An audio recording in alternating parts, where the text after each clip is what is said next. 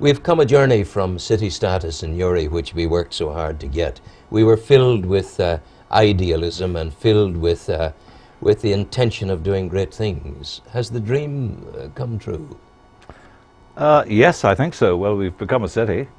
We're now, is it 11 years a city? It was an exciting time. It was a recognition that we needed to recognize that for Newry's future, we needed to place it on a pivot that would mean more than just the traditional Newry town. I think that has been very important. I think it will continue to be very important. Next year we have the new shadow councils for the new public authorities of the 6 super councils, or 7 super councils, and then the year after that, that will come into play, because and it'll not just be Newry and Mourne anymore as we know it.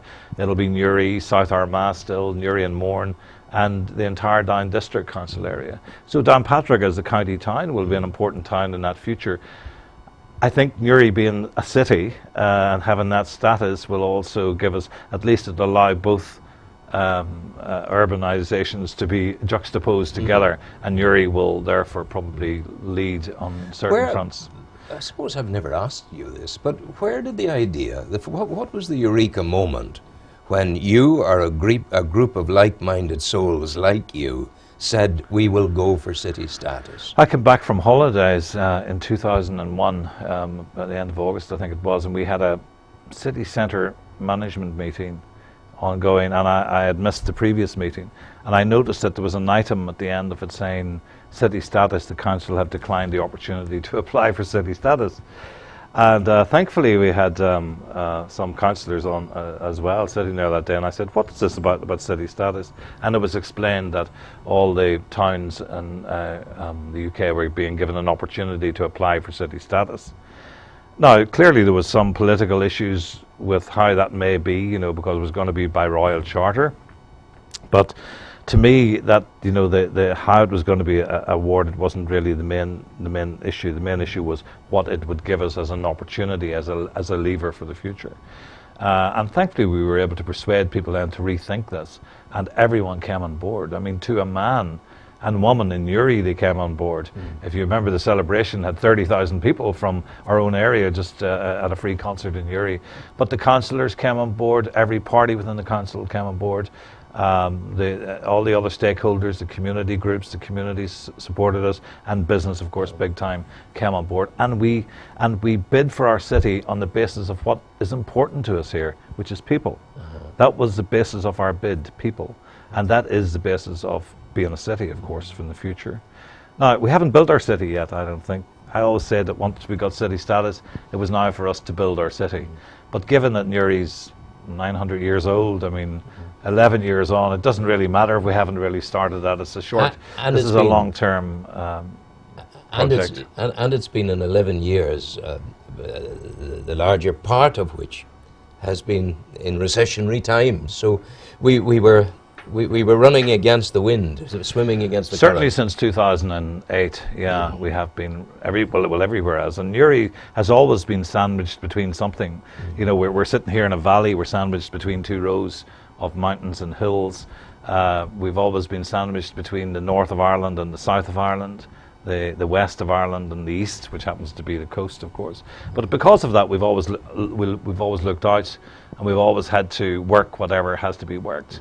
Right now we're sitting, in the times when there's a Western world recession in Europe and America, absolute depression in the Republic of Ireland, equally recessionary difficulties up here in the north of Ireland and in the UK because of the banking crisis mainly.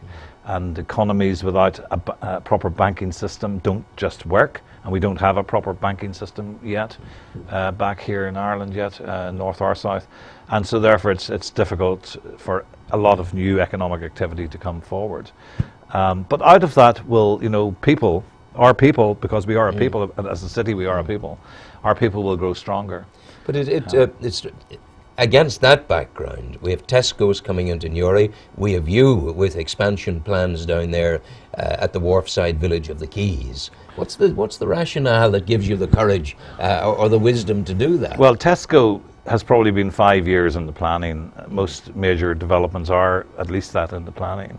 And so therefore Tesco is one of the few major Tesco supermarkets and departments that are being opened this year, because they probably cut back on that with the recent recession. But it was planned 5 years ago, and they followed it right through. I think that's a good thing for Newry, by the way, Tesco. I think it could have easily gone out of the city, could have gone to a big Tesco in Banbridge, could have gone somewhere out of the city centre area, which would have been more difficult. I think it will stop leakage, because we've always had leakage to Tesco in Banbridge. I think it will help attract more people back into the city. I cannot believe that people will just come to Tesco to shop for their groceries every week and not want to do all the shopping either in Hill Street or Monaghan Street or the Quays or Buttercrane. So I think it'll help everyone.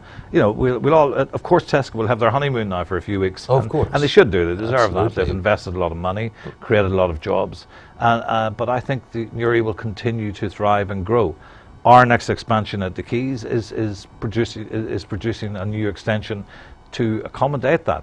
On demand. We're building to demand, by the way. You know, to demand as opposed to aspiration, hope and dream. Can't do that anymore. The days of speculative development are gone. You know, there's nobody there willing to spend the money or allow you to spend the money unless you're pretty well, you know, signed up to demand. Where did your vision for the Quays come from? Because when you first had that sparkle, we're going to do it, Yeah. it was a coal yard. Yes, but regeneration and redevelopment will always be coal yards and brown fields and industrial sites. You know, so it wasn't really a vision. It was obvious to me. You know, maybe it was a vision, but to me it was obvious. It's what Newry needed if we were to keep going into the 21st century. It's what we needed to do. I think when I came back from university, and probably a lot of my peers with me, in the 80s. By the time we got to the mid to late 80s, people were getting tired of, you know, a depressed and a troubled Northern Ireland. And we really, even the politicians, I think, were getting tired of it. And everybody really wanted to work their way out of it. In Newry, you know, and the politicians have done that. They've done their best and they've moved on, and they'll move on again. And in Newry, I think we took the lead, not just me, but all my peers and people like you and other people who've been around a long time in this city, like Declan McChesney and Jack Murphy and people like that. W.V. Hogg and Eddie Mackle, people like that before who held the city up there in esteem and held the esteem of the city there, even when we were the lost cousin, the distant cousin, the border boys or whatever they used to call us, you know, the frontier time that nobody wanted to come to. Even then, we always had a pride. Our people held Newry in esteem. We held ourselves in that esteem, and we kept going. And I think come the mid-80s, late 80s, my whole peer group and then other people like yourselves wanted to move it on again, back to, you know, a new era, a new future. And we've done that in many ways. We've done it. And I think it's very exciting. And notwithstanding the recessions, the depressions, and all that's ongoing, and the lack of a banking system, we still have a fairly stable economy in this area, because we have sectors that are working. You know, we still have the pharmaceuticals in Norbrook, we still have the electronics in Glen Dimplex, we still got the harbour in Warren Point, we've still got First Derivatives, a new and most exciting new business of its era, a PLC working globally with local people, grown organically.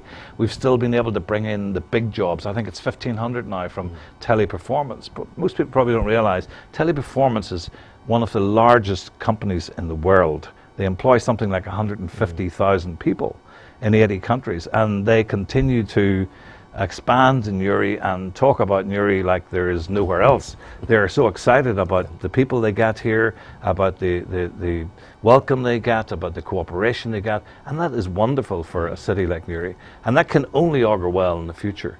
Because Northern Ireland is holding its own as well economically, even though it's in depression. Now, the real future, of course, is in the young people. Wow, yes. I think I shall ask you to hold that thought for a moment, because it's so important. I want to dedicate another interview on another day for that particular purpose. Thank you very much indeed for sharing those thoughts with me. Okay, thank you, Ron.